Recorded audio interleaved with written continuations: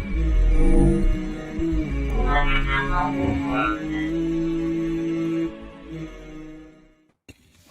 ar-Rahman ar-Rahim. Assalamu alaikum wa rahmatullahi wa barakatuh to all of our viewers.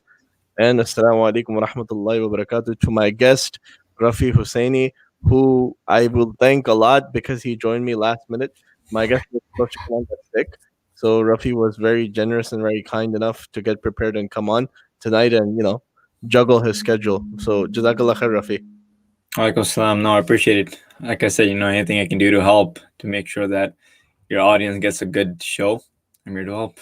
Okay, Jazakallah khair. So Rafi, mashallah, he's an avid, he loves playing sports. He loves playing soccer. He loves playing volleyball. He likes to work out. He likes to eat well. That's one important thing what we're going to be discussing tonight.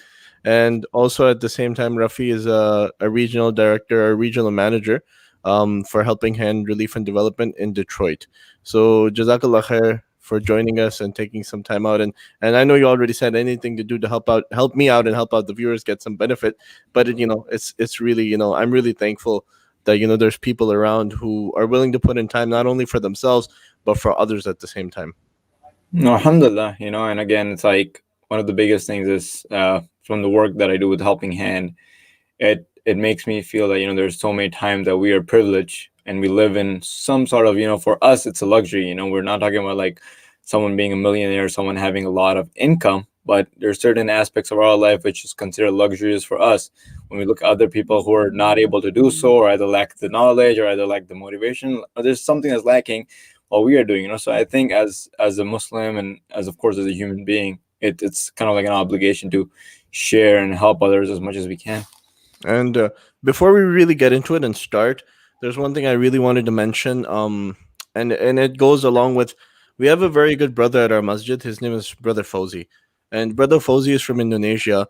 And currently Indonesia, they had the earthquake, and a lot of people have passed away, and a lot of people have become homeless. And I spoke with him yesterday. He's not from that part of Indonesia, but obviously, when something happens in your home country, it hurts hard. So on my Instagram page, in my link tree, if you click on the link tree, the top link is a donation link to make any donations for the Indonesian earthquake, recovery, so on and so forth. So if anybody wants to make any donations, please go on that link and make some donations to help our brothers and sisters out overseas. Like Rafi said, a lot of times we don't appreciate the things which we have in life and we take them for granted. And there's people out there right now who would even be willing to take 1% of what we have. But Rafi, let's jump into it. So one of the main things is I got some questions beforehand. I sent them to you as well. Everybody likes to think that they're trying to get in better shape and so on and so forth.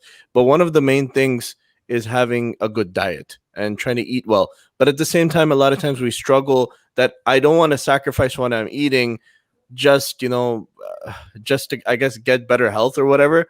Like somebody would have a hard time giving up their biryanis, niharis, and pizza to get into good shape. Although having not just getting into shape, but having a good diet is good for your health overall and your sleep and so on and so forth. But what is your advice to start off? Why should we look into getting into better dietary habits? Sure, absolutely. Just want to put a disclaimer out there that I'm not certified. I'm not a professional. So if you guys take my advice and something happens to your health, then just don't blame me.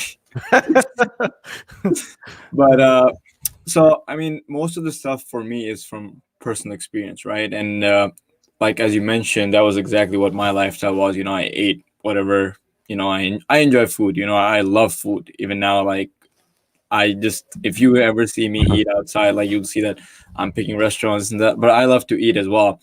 And that was like one of the biggest things for me is that, when I saw, for me, it all changed when I saw that my body had suddenly gained so much weight. I was slow. And this one time I was playing soccer back in 2012 and I met with a really severe ACL injury.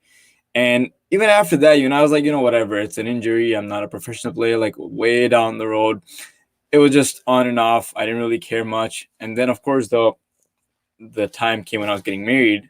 And, that's like the biggest motivator for, especially in our culture, people start looking towards the gym or like even think about getting a gym membership, like, for that time span that they have before Yeah. they get married. And so for me, really, I just started doing that. And then I realized that, I mean, okay, my goal right now is to get married. And for that, I am losing this weight, to get in shape for the outfit or whatever. But I did realize that in the process, my body felt so much, so better. My body felt very energetic. My body felt like a whole different person. I was moving quicker. I had more energy. And I was like, man, like, and at this point, I realized I remember there was one time where I just like got on my friend's weighing scale at his house, and I saw like I was down like 15, 20 pounds. This was like I think a month, 2 month and a half, 2 months into me working out. So I was like, man, like, why would I keep an end goal for this and stop? Like when I'm seeing so much impact on my own body, so much difference in my life already, why would I stop? And that's when I decided, what, this is something I'm going to focus on, and be more diligent about what I do and go from there. So I think what I would say is like, for people who are beginning to this whole fitness and health stuff, is they need to, of course, first set a goal. Set like, what is their goal, how many weight pounds do they want to lose, and keep a timeline. But at the same time, don't end your goal on that timeline after, because there's always this aspect of losing weight, and then people worry that, oh, they've gained the weight bad, but they don't see the factor of that, where their maintenance weight is actually the crucial part, which is basically where everyone sits for the rest of their life. So I know I just gave like a big thing, but to come down to your question as to like how we can lead a sustainable, healthy lifestyle without sacrificing food, is a simple answer, and I would start this by connecting to the Sunnah of the Prophet ﷺ, is like one fourth food, one fourth water, Oh, one fourth air. And that really goes to show is that with our communities, we just eat a lot in every sitting, whether it's breakfast, whether it's lunch, whether it's dinner, we eat till we're full in every meal.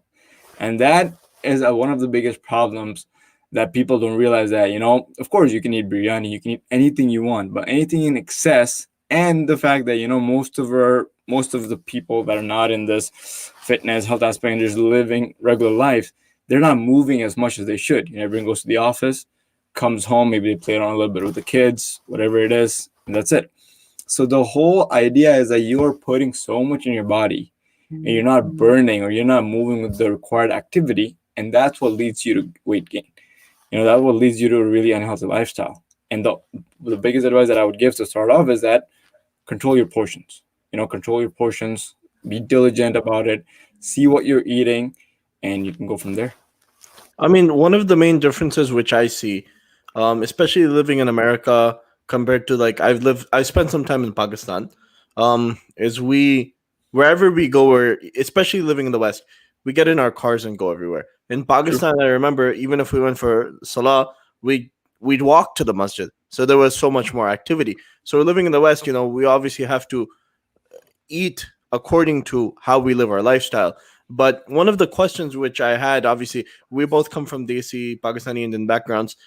How does a person who lives in a Desi household or who lives in any cultural household um, control their diet? That we eat, like we mentioned biryanis and niharis and so on and so forth, and you said portions, but at the same time, somebody asked me, they said, oh, all the new Desi fitness people, what they're saying is completely change your diet. But when I was talking with you the other day, you were like, you don't have to completely change your diet. You can change certain aspects where you're eating healthier, but you're eating the same things. Could you explain that a little bit?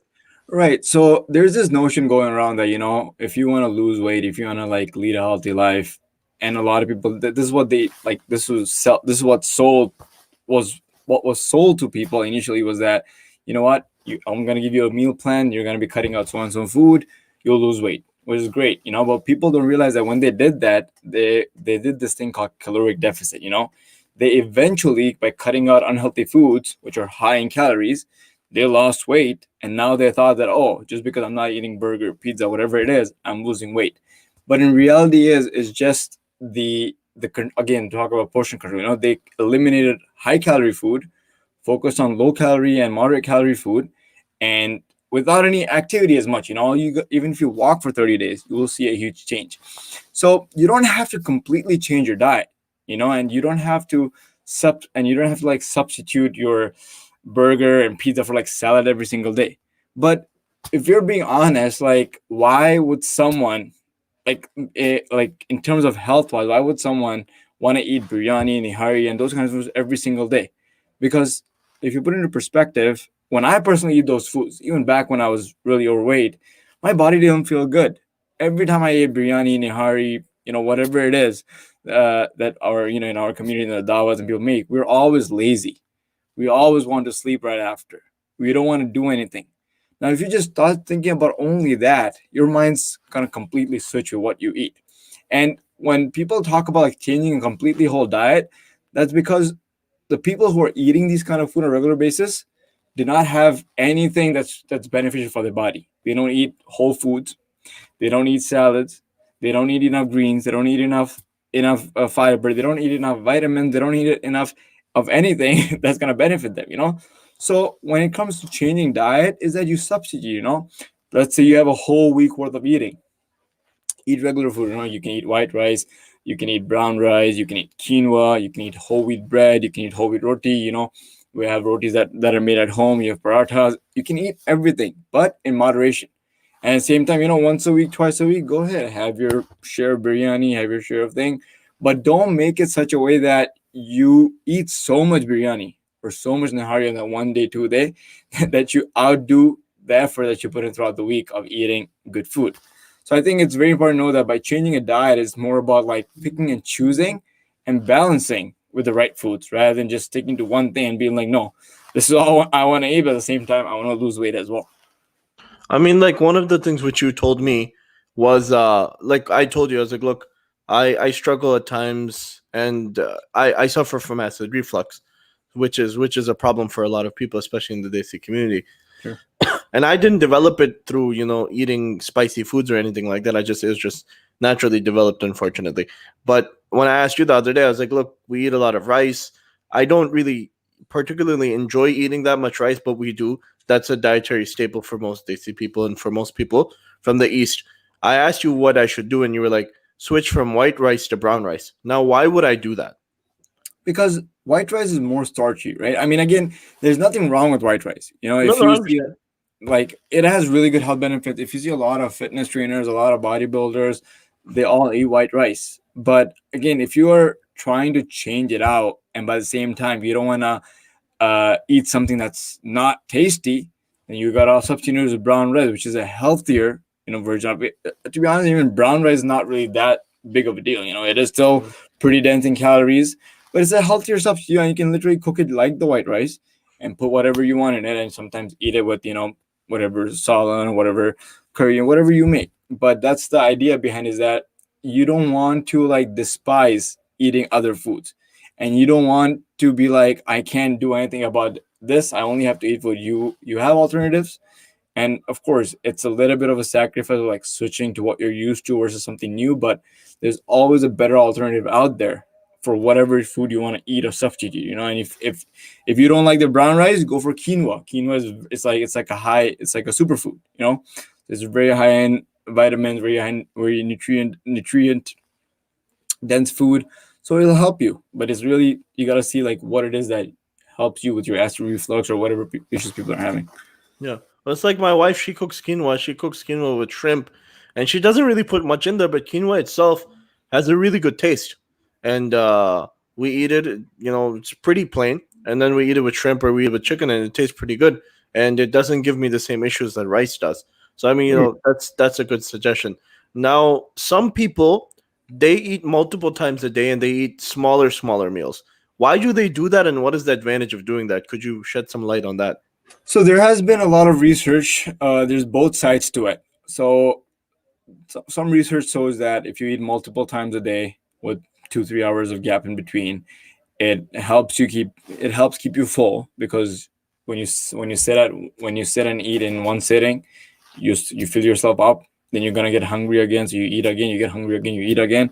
It's a process. Number two, it's supposed to increase your metabolism. Speed up your metabolic rate. Uh, your resting rate and stuff like that. But there are also research that says that it doesn't matter how much you eat. Uh, Overall, your caloric intake matters for you to lose weight. But I mean, it is true though, that the more you eat, and when I say more, like of course you shouldn't eat like crazy amounts, but like the more you're putting your stomach through, like keeping your stomach active, basically, the more energy you take, because every time you eat something, your stomach has to break it down and process it, and that's the whole energy, the calories that is being used. So your body, for every human being, even if they don't work out, even if they're like leading a very sedentary life, their body is still burning calories. But the problem comes in when we eat way too much, that even our body, when our body burns those calories, it's still in excess. I see. So I know you started the fitness podcast, and you're going to be talking a lot about working out, so on and so forth. But at the core of it, or the main point, I suppose that diet comes in. Does diet come in first when you're talking about fitness, or where does diet come in on So the fitness has fitness? really nothing to do with diet. Nothing. Diet Okay. has something to do with health, right? Okay. That's your primary goal. Okay. But when you combine that with working out, that's when Yeah. the fitness aspect comes in. Okay. Because, for example, if you're someone who loves to lift weight, right, who loves to Yeah. work out, but you're not eating adequate amount of protein, adequate amount of carbs, adequate amount of fats, like to keep your body energized, and every macro, carb, fat, protein plays a role. Carbs are good for energy, fat is good for your body needs the fat. It's more like hormonal stuff, and protein is muscle building synthesis. So if you are someone who's lifting weight and not eating appropriately, you're never going to see any change, because you're just like basically putting work towards nothing. So that's why, like, leading a healthy diet plays a huge role when you add on and combine it with working out. Okay. So you spoke about earlier. You spoke about walking and how over the course of 1 month, if you walk, how much difference you can see. Like in the summer, around July 4th, I realized my weight was too much and it was causing me a lot of issues. So I started walking every day. I would take my son and I would go. And on July 4th, I did the dumbest thing on earth. I took the long route to my uncle's house, who lives like 2 miles away from my house. July 4th, 1 o'clock, blazing sun. I walked to Wow. his house and I walked back. It's about 4 miles. It's the most horrible idea I ever had. But that basically pushed me to start walking every single day. And I started walking. I started drinking more water, and eating a little bit better. And even I didn't eat super super better, but I ate a little bit better, and it made a huge difference in my life. And it made my acid reflux like almost go away. And it was great. But like I remember when I used to go to the gym and work out, so on and so forth. I didn't really used to take pre workout, and after working out, I wouldn't take. A lot of people, they like to have the protein shakes and so on and so forth afterwards as well. What I would generally do is I would eat 2 eggs when I got home. So what is your suggestion for somebody who's wanting to, I guess, start working out? Um, just general workout, like they're gonna go to the gym, lift a little bit of weights, and then afterwards they may get onto the treadmill or elliptical for a little bit.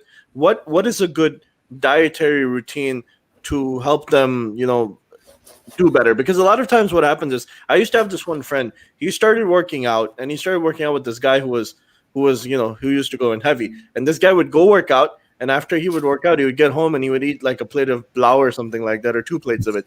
I'm very hungry, because after you work out, you get hungry. Of course. So what is your advice? How should a person create their diet and workout routine? For example, somebody who works out every night at 9. How would you suggest, and what should they eat? Like, just a suggestion. Sure. One thing I would just say, that it's a whole different discussion, is that, like, for someone who's going to the gym, again, I said, setting goals is very important, and then it's very important to structure your workouts. To a certain extent, the way you work out, what you do, how much like weight you're lifting, how much cardio you're doing, all of it plays a role in how your body is going to look and feel, right? But that's a whole different conversation. From a diet perspective, is that you need to realize one thing, that every time you work out, your body's like a sponge, and it will soak anything you give to it right after, because you're burning so much energy, you're burning calories. Whatever you eat right after, it will just soak it. So you don't want to eat high calorie dense food. You don't want to eat all carbs. You don't want to eat all sugary food, because then that's just gonna, your body's gonna absorb it. what you should do, let's say if you're working out at 9, right? Hypothetically speaking, you work out from 9 till 10, 10:30, and you want to, you go to bed around like 12. It's recommended to eat 2 3 hours before. But if you can't, of course, you have to eat. It's recommended that you eat right after you work out, probably within the hour. So you can switch to something like what you used to do. 2 eggs is good, but at the same time, 2 eggs is not enough. So you gotta add some like lean protein options in there. Like some chicken, some salmon, some steak, and definitely have your carbs. You can add some rice, some brown rice, quinoa, veggies, whatever it is that you want. But eat food that's gonna give your body more energy and more nutrients, rather than eating pulao or like donut or whatever just because you're hungry. Because that's like empty carbs, empty calories. They're not benefiting your body in any way. So that's what I would suggest, that just go with healthier options. Go with options that are going to benefit your body, not options that are just that's going to benefit your desire. Benefit your desire to eat junk food. Yeah. No, that makes sense. Um so I know you spoke about it. You were like the reason you got into wanting to become more fit, if I'm saying it properly, was obviously ACL injury and so on and so forth. And after the wedding, like even when I got married, I was probably like the lightest I've been in the past 2 years. Sure. And in the best shape I've ever been. And afterwards, life comes at you hard sometimes, and sometimes life doesn't come at you hard, but you just fall off. Through some other mental what's it called, challenges, so on and so forth. How would you tell them to, if a person like myself, I just started, for the past few months I was working out in the morning. I follow some workouts, at home workouts, and then afterwards, after I'm done, I'll eat breakfast. But for a person who hasn't worked out, let's say in a few years, where would you tell them to start? Like right now with COVID, you're not people aren't leaving their house. What would you tell a person, like, I know you said you're not like some sort of certified fitness instructor or dietitian or anything like that, but as a person who has experience and who's been doing this avidly and with a lot of heartfelt desire for some time now, what is your advice to somebody how to start off? Like, what is the basic way to start off for somebody with a normal body style, who may be, say, 15 to 20 pounds overweight and who hasn't worked out in a few years? What is your advice? How would a person start off? And what would be their gradual progression? Like, give some advice. How to set your goals for the next 6 months? Sure. So I would say that, especially, let's talk about assuming COVID is going to be here for a while, right? Start with how you mentioned. Start with walking around. I mean, if you're living in a colder weather, probably the best time to get a bike or a treadmill. If you can't go out. So start with walks. Start with walks. Get your body moving, and then do with the basics. Everyone knows the basics are push-ups.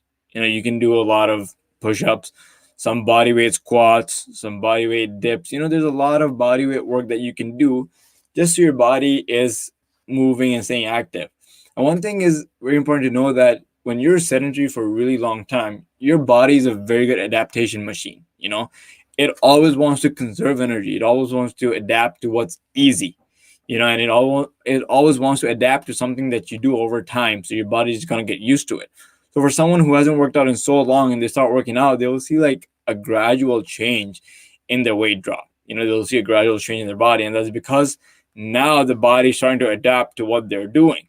So for someone who hasn't worked out in a while, and with COVID does not have as much access, start small. Start with walks. Even if you don't have a treadmill, everyone has enough space in their walk or in their apartment or in their hallways that they can at least spare 30 minutes walking every single day.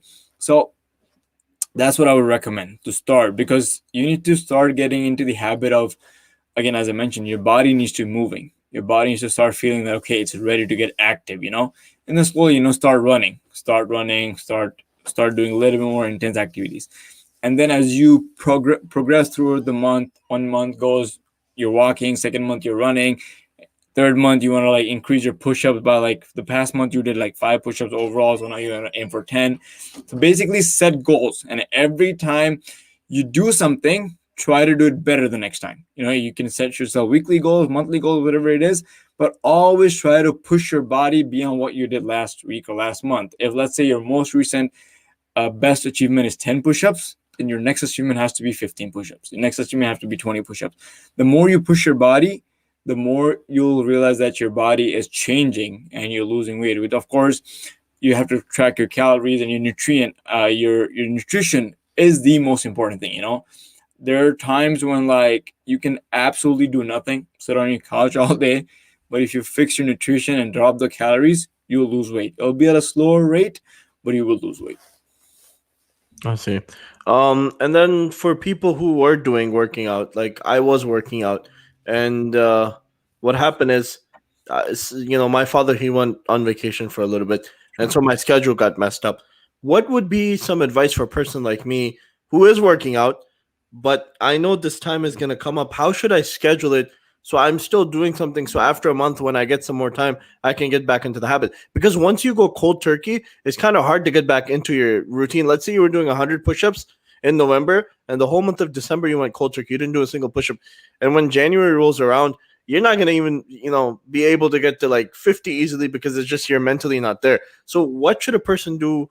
But like if you're scheduling, you're planning, you're like, look, I know this 1 month I'm not going to be able to work out. How should a person like plan it? Should I go down to 25 and continue to do 25 every day, or should I continue to throughout the day schedule 100? Or what should a person do? I know it's an ambiguous question, but Sure. it's just something that I personally go through where certain times things will happen, and I know I'm not going to be able to work out for an extended period of time, but I want to know what to do or how to plan it so I can continue.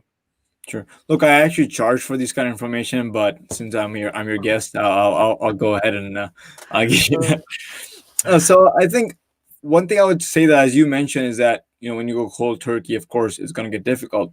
So what I would recommend is that keep doing something.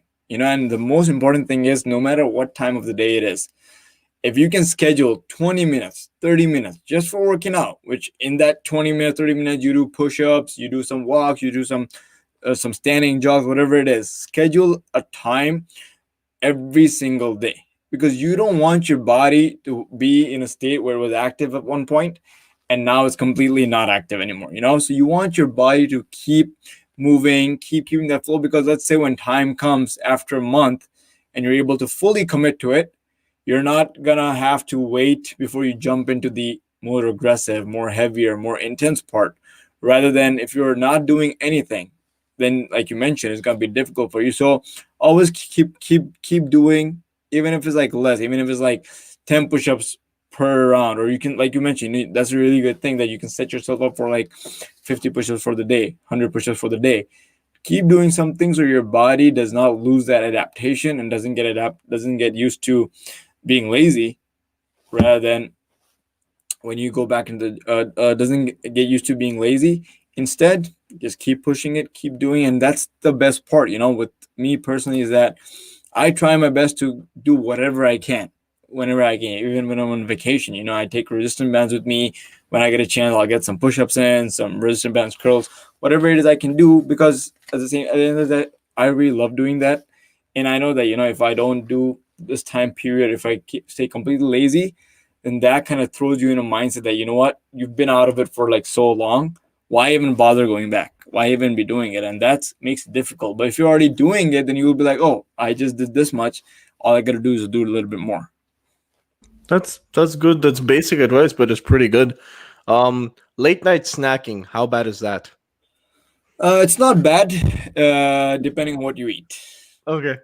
right? Uh, There's a lot of healthier Cookies. kind of cookies. I mean, of course, if you eat more than five cookies, five is also a lot, actually. More than two cookies, then we're going to be at least in like a 300 calorie range, right? I see. But again, the issue that I have with snacking, and I personally went through this and dealt with it myself, is snacking can be very subconscious. Snacking can be very time pass thing. Snacking is like you just keep going, keep eating, keep eating, keep eating, and what the worst part about it is that it never fills you up. So when I talk about snacking, what I do is I eat Greek yogurt, or I have like low calorie snacks, like they're like, you got those veggie straws, stuff like that. And one thing I would recommend for people who have issue with snacking is that drink water first of all when you get hungry. Every time you get hungry after you've already had your meal for the day, you're done. Drink water, and if you're still hungry, then go for low calorie alternatives. One of the issues with snacking is that, as I mentioned, is that it doesn't fill you up, right? So you're gonna eat as much as you can. Like, you don't know, a handful of almonds has like 150, 200 calories, right? And you eat like three handfuls. Now you're like 600 calories. This is not like I mean, I would give one advice on this, but don't follow it as strictly. It's just a hypothetical advice that if you're to eat that many almonds, then you might as well go eat a burger. And the benefit of that is the burger will at least fill you up, compared to like eating more almonds and not being full. have like a pound of almonds. Yeah, exactly, right. And you're still probably not gonna be full, but if you eat like a full, like a heavy cheeseburger, or whatever it is, at least you'll be satisfied and you'll be full. So I, that's you gotta look it up in a way that how your body reacts to it, how your body's consuming. And again, like I said, if you're still hungry, drink water. Water is the best way to fill you up, and I think it just, correct me if I'm wrong, but I think it's from the Sunnah as well. So that before or after you eat the food, you're supposed to drink a whole glass of water. I'd have to look into that. I Yeah, don't there's remember. something regarding that, but I know, I mean, again, there's 1/4 water in your body, so there's a reason for that as well, right? So your proportions are off if they're 1/3. Oh yeah, see, there Yeah, you go. That's where you come in. but I don't suggest this to people that are talking. I only give yeah, them portions. yeah. But what's it called? So one thing which I've never understood, and I know you weren't born in the United States, but you've been here for a while now. Where people will order large burger or not large burger, they get the biggest size burger with everything. They get the large fries, and they get a large diet soda. What does that establish? Like, what is there any point in doing that? Like you're talking about the diet soda. Well, yeah, the diet soda. Everything else is large, big, and all you're getting is the diet soda. I guess you cut back on sugar a little bit. Yeah, but I mean, okay. First of all, when you said that whole order thing, that's me. That's literally you're reminded of Okay. back in the days. That's how it used to be, right? Okay. This is my logic. I mean, first of all, if you're avoiding all that, avoid it altogether. Diet soda is not really any better than regular soda. It has a lot of chemicals. From a health perspective, it's not good. Okay. But if you are enjoying a meal, and this is my personal experience, if I Yeah. am enjoying a meal, I'm going to enjoy it the right way. I'm going to enjoy it all out. Because what's the point if you want to partially enjoy something and not even benefit completely from that meal? Yeah. So if for people who do that, I mean, it's more like a mental thing. Hey, man, I'm eating a burger, but not bad with the soda. I got less. I'm saving 200 calories. I mean, like, come on, just go ahead, drink it. Enjoy the meal, because then you're gonna have this mental thing that, oh, I didn't drink the soda, and then you're never gonna be satisfied because you always have that void where it's gonna be like, I never enjoyed the meal completely because I had a diet soda, because I'm dieting or I'm leading a healthy lifestyle. So there's that balance. You got an 80% of the time you have to eat clean. When I say clean, not like salads, like whole foods.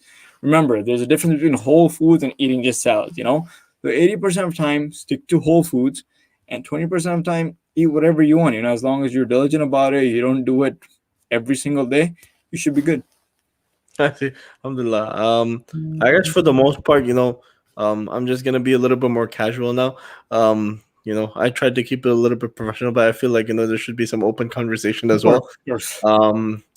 So that was, I always make fun of you. I always mess with you. And I say, man, you're so skinny. Yeah. Um, I mean, it's okay. It's a compliment at this point. it's a compliment at this point. And then, so alhamdulillah, you had your first episode of the podcast. You released it today, this morning, Yep, like today. early This this morning, right? afternoon, actually, yeah. Afternoon. And So, thank you. You've been a huge help with that. So alhamdulillah, I didn't want to mention that, but I was just talking in general that alhamdulillah, you did a good job. Talha did a good job. I don't know if Talha's watching. I hope he is. What's it called? I You, shared it with him. I told him I'm gonna be on the podcast tonight. I see. Okay. So one of the things about it is, you took even for myself, it was an initiative, and it was something which I personally felt, had a heartfelt desire about. So as I've listened to the whole thing a few times now. Maybe I've missed a few parts throughout listening because sometimes you glaze over certain things, but I've listened to it a few times. But basically, the whole thing was getting fit is not hard. Obviously, it can be easy, but at the same time, if you want to, you want to be, there's different levels of fitness. Sure. There's, if somebody wants to be like The Rock, which is like heavy working out, yeah, then you have to put in a lot of time, a lot of effort, and your diet is probably going to cost you like a whole bunch of money a month. Yeah. But at the I same mean, time, if he you eats just like want to, almost 4,000 calories, I think, maybe Four 6,000. thousand calories. And you know that That's a stuff lot I of keep food. saying about the bison meat? Yeah, yeah, He yeah. eats bison meat. He does, but I mean, his capacity is too much. He eats like steaks with like almost every meal. So He eats steak with every meal. almost, I think he eats Uh, like 3 to 4 times You steak. remember? You remember that movie he made a few years back? I think it was Hercules or something like that. Yeah, where he went on this thing called a 100-day diet or something. He was Yeah. really he went on, yeah. So he was eating bison meat for that diet. Your friend Ahmed Yeah, because Tima, it was, I think it was a strictly carnivore diet. That's was it? what it was. I see your friend Ahmed Tima has a comment for you. Oh yeah. Mashallah. It's Mashallah. probably over your beard, mashallah. That nice beard. What's it called? So you said it was a carnivore diet? Something it's called a 100-day diet or a 60-day diet where it's like strictly meat. It's like strictly Hundred meat days. based. Like I think it's more meat and less of everything else. I gotta look back into it, but I did read up on that. That's rough. And obviously his body can take all that in. If we tried it, it'd probably get sick in the first week. Because I mean, it's not just his body; it's like any person that's putting that kind of work. Yeah, You yeah, yeah. have you ever seen? Have you ever heard about strongmen? Yeah. Right? You've seen how big they are, right? But they are Yeah. insanely strong. Yeah. They're insanely. They're not as built, but they're crazy strong. And Yeah. for them to be able to maintain that kind of strength and body weight, they Yeah. have to eat a lot. Same thing with sumo wrestlers. Sumo wrestlers eat like almost 6,000 calories, and that's what they have to eat for their sport. But when they work out, they like train for like 6 7 hours back to back. They burn like 2,000 3,000 calories. And then you have Michael Phelps. My facts may be a bit off, but Yeah. he eats a lot of calories too, right? Yeah, he did. But He he did. burns twice as much, so he has to And eat you a enjoy lot. swimming, right? Right, right. I love Yeah. swimming. I love And, swimming, and right? I suck at swimming. So, just to be honest with you, I know when you get in water, it makes you burn a lot of calories though. Yeah, because it's a resistance, right? Muhammad Ali used to train. Even right now, a lot of athletes train underwater. They'll do underwater biking, underwater boxing, Yeah. because it's more resistant. And it's like natural resistance of the water and your body, so you get lighter and faster when you come out of it. I see. There's some people are leaving you some nice comments. Rafi Mama is crazy strong as well. You're apparently people's favorite uncle as well. Well, that's news to me. But I mean, it's crazy that their bodies are, obviously they put in a lot of time, a lot of effort, and especially in the case of, if you look at Dwayne Johnson, he's put in a lot of years into changing his body, because back when he used to be The Rock wrestling, he was much smaller than what he is now. Yeah, yeah, definitely. And he was, and as you've seen over the years, when he first came to wrestling, he wasn't as aesthetically, appealing to people. But Yeah. as the years progressed and as he moved forward, as he came into acting, and acting demands most of you, and he does roles that require him to be in top shape. It's all action, moving forward, fast paced movies. So it requires him, and that's something that he's passionate about. I don't know if you know this, but he travels with his gym. It's, I think, about 60,000 something pounds worth of weight that he travels with it. And every country that he lands in when he shoots, he sets up his own gym. It's called the Iron Paradise. Good God. sixty Yeah. thousand pounds? That sounds like some auntie suitcases when they're going to Pakistan or India. Yeah, but those suitcases empty out. This guy travels with everything. Oh god, aunties are gonna come for me now. But what's it called? But he takes that much equipment with him, and it's the same equipment. He takes it everywhere. Yeah, because he just likes to have, he rarely goes to, because of his, he knows that he's in a position where if he goes to a public gym, he's not gonna get that kind of workout or training that he gets. He does go sometimes to public gyms, but not as much. And when he I mean, goes, I've he's very seen it. like This okay. guy like wakes up at the 100 time to start working out. Yeah, yeah, yeah. He sleeps very little, like five, Yeah, 6 hours mainly, right? And yeah, there was a instance, a situation that happened on his Instagram. He put it up where he was getting late to work, yeah. and his electronic gate would not open. He ripped out, Oh like yeah, he yeah, broke, yeah. broke out the gate, and he went Yeah, to he work. broke off the gate. That's like unbelievable. Obviously, it takes a lot of time, effort, dieting, and body style. Where he comes from a family of wrestlers. Yeah, wrestlers, and he was a football player. So Yeah. and he's Samoan, and their genetics they're already strong naturally. I see. Yeah, I mean, I don't imagine any one of us can probably rip off a door off of the hinges, much less a metal gate. I'll start having rotator cuff issues if I even pull. Really? Do you have a I mean, rotator cuff issues? it's normal with weightlifting, so yeah. Oh, really? Okay. Sometimes, I remember even if I back in make the the day. effort of like trying to think as a normal person, I'll start getting issues after that. Yeah, I remember back in the day. I used to do crap. I don't even remember. You know when you sit on the machine? I forgot what it's called. The one where you go like this. Oh, the What flies, that's fly, pec flies? fly, Flies. pec So fly. when I used to do the flies, everybody I used to work out with would set them, I think, on three. And when they used to set them on three, and I would do it from three, my rotator cuffs would actually they would hurt. So I would set it on two because it wasn't as strenuous. I wouldn't mind the weight. Weight wasn't the issue. It was the strain of pulling my arms back that far. Where people were like, some people set them up all the way to the back and bring them to the front, and I was like, I Yeah, just can't do that. It's not for me. It's not natural. it strains a lot, and the reason for that is because like a lot of times you focus more on the pushing movement Yeah, rather than balancing out with the pulling movement. I see. So a lot of times we do like bench press, and when Yeah, we go heavy on the bench press or the it takes a strain. it So there's a does. lot of like anti-rotational workouts that you're supposed to do strengthen your rotator cuff at the same time. So it's normal. It's Okay. nothing severe unless like you can't completely lift your arm, but it's part of training, part of doing Yeah. weights.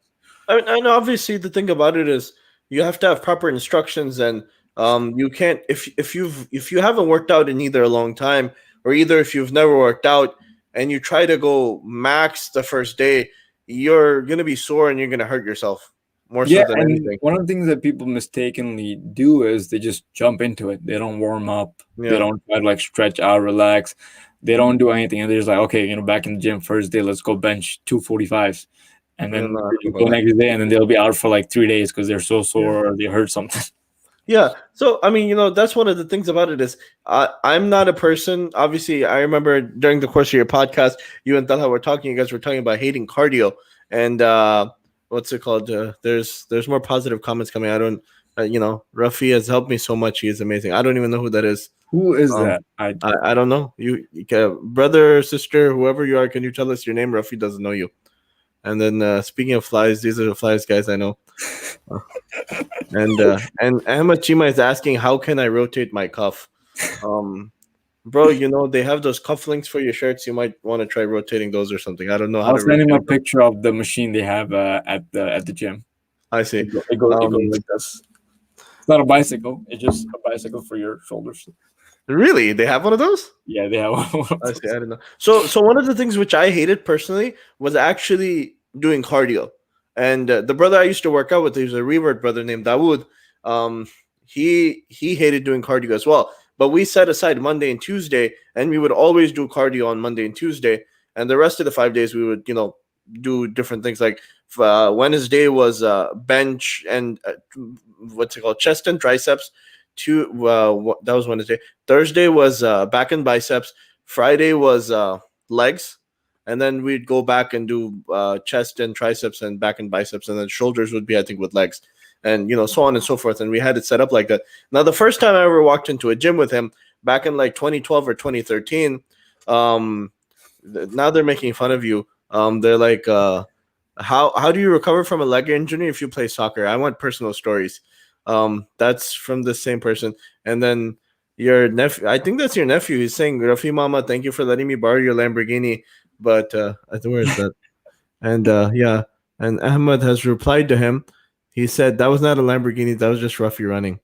So, Yeah, so I I, I went I I guess went I into the got new gym for fans today. yeah, you have a lot of fans today, alhamdulillah. I went into the gym for the first time ever. Like 2012, 2013. That would, he started, if I'm not mistaken, that was around the time. And he's like, come on, Assad, let's go to the gym. He started going to the gym and I was getting really heavy. I was like, okay, let's go to the gym. I go to the gym with him and he's like, okay, we're gonna do bench press. This is the first time in my life I'm doing bench press. I don't know what the heck I'm doing. So I think we put 225s on it or something like that.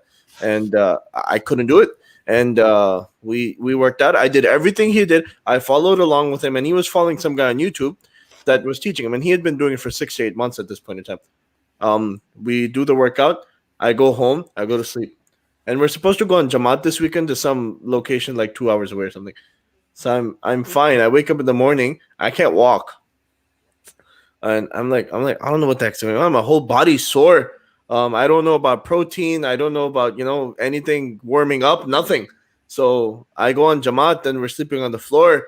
And that whole weekend, I didn't sleep. I couldn't sleep. My everything was hurting, and so I that's one of the issues, obviously, with I didn't know what the heck I was doing. I didn't warm up. I just walked into a gym and worked out super heavy for the first time ever in my life. And that was like the worst week of my life. I couldn't even do sit down. I didn't even work out my legs, but my whole body was in pain. Yeah, So and it's very normal with people, like, and that's what kind of like a lot of times people fall off track is because they don't know what they're doing and they yeah, get like super sore for like a few days and they're like, man, you know what, bump this. It's too much for my body, you know? yeah, So it's very normal for someone who's new yeah, and like your entire body takes a toll. yeah. And but fortunately for me, when I came back from Jamaat on Monday, he's like, "Come on, Asad, let's go back to the gym." I was like, "No, bro, I'm hurt." He's like, "No, no, we're going to the gym," and he took me anyway. So it was like I said, it was a painful first week, but after that, I saw, over the course of the next 3 years, I worked out, and I got different gym partners, and some weren't as dedicated as others, and others were dedicated, and so on and so forth. But I kept going regardless of what happened, and it felt good. Like, honestly speaking, working out. Um, We got some more positive comments. Yes, absolutely. Just eat their salad and nothing else with no dressing. uh, so, Yeah, I uh, don't think that's humanly possible, but sure. and this is a new concept I'm hearing, the workout Jamaat.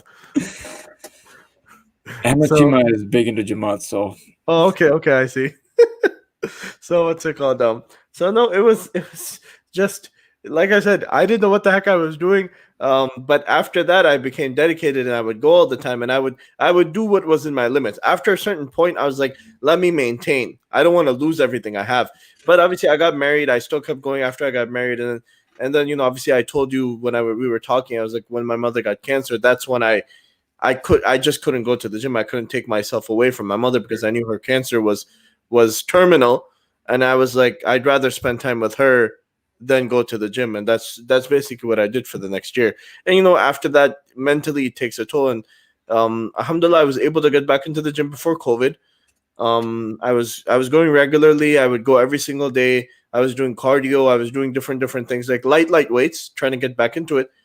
And then obviously COVID happened, and then I gained weight. I started walking. Alhamdulillah, I lost it, but right now I'm trying to get back into it. And I've gained some, I guess, benefit where doing the at home workouts, the push ups and squats and different things like that, where I've gotten some benefit. But obviously, having somebody like you to give some suggestions, even a lot of times, getting suggestions from somebody who knows what they're doing always is best, but a lot of times we have to bring ourselves down and be like, look, somebody knows what they're doing, and we should ask them for help and actually follow what they're saying. Because we as humans, a lot of times we have so much pride in ourselves, like, I can figure it out myself.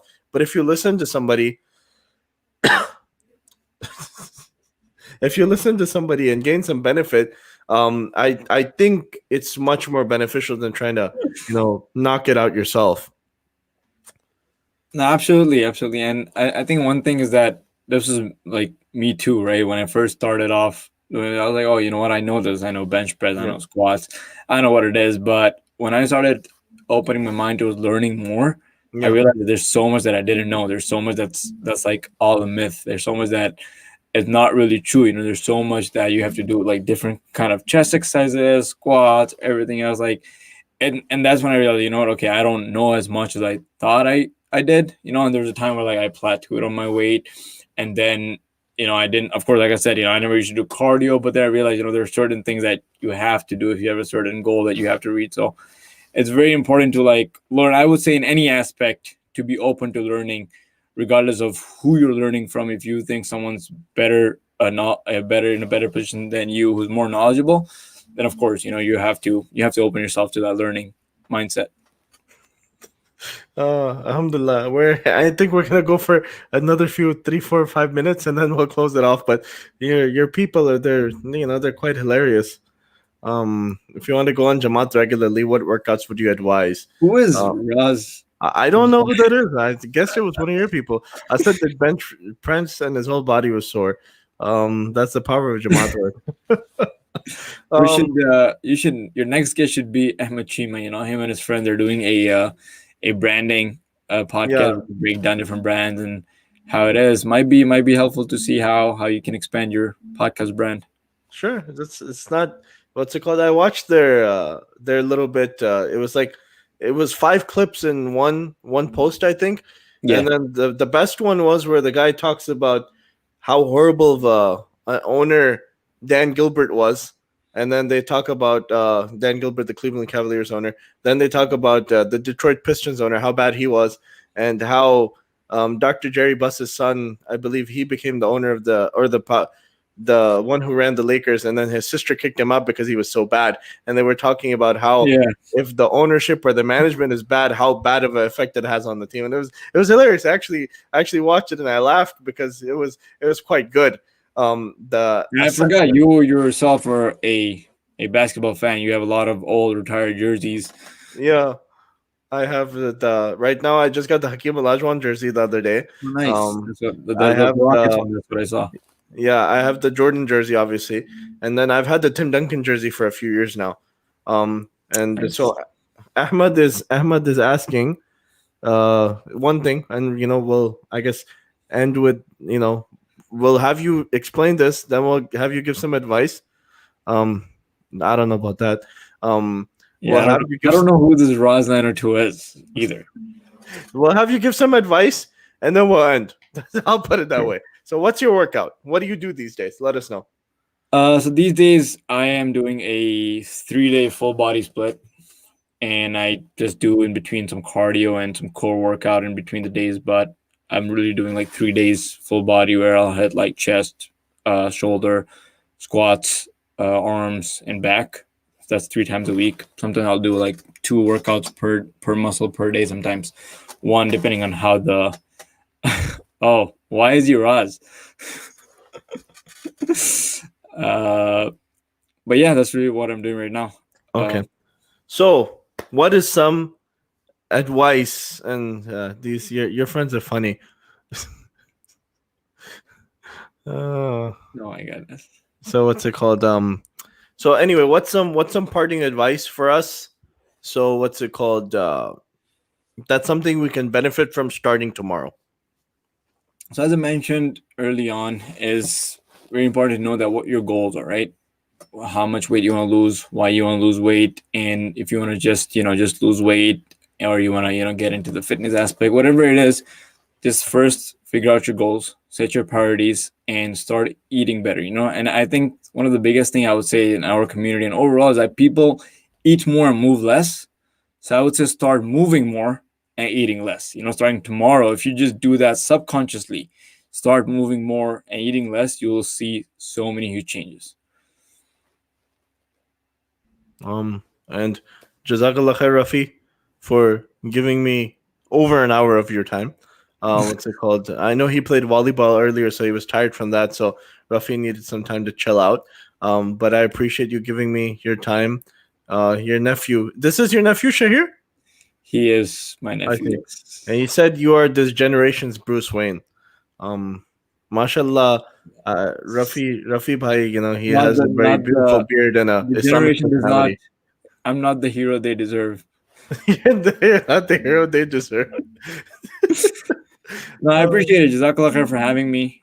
And um, and I think the advice was good, and obviously I felt like for me the second part was more enjoyable because it was more free flowing. There's a certain part to doing these things where you have to have some knowledge and you have to have some how can I put it, some humor. laid out, how to lay it out properly. And there also needs to be some free flowing conversation at the same time. And I'm still learning. I'm still new at this. I've been doing it for like 5, 6 months now, but I'm still learning. Every single week I learn something new. So Jazakallah khair for coming on, and inshallah I look forward to having you on again. Inshallah we'll probably cover some more deeper topics, inshallah. No, So inshallah. Jazakallah khair. And I enjoyed it. It was a very fruitful conversation. I hope people who alhamdulillah. tuned in, my nephew, Ahmed Chima, and my boy T Money, I hope they learned something, and Inshallah. inshallah, hope to Okay. see you again soon. Okay. Assalamu alaikum wa rahmatullahi wa Waalaikum barakatuh. assalam wa rahmatullah.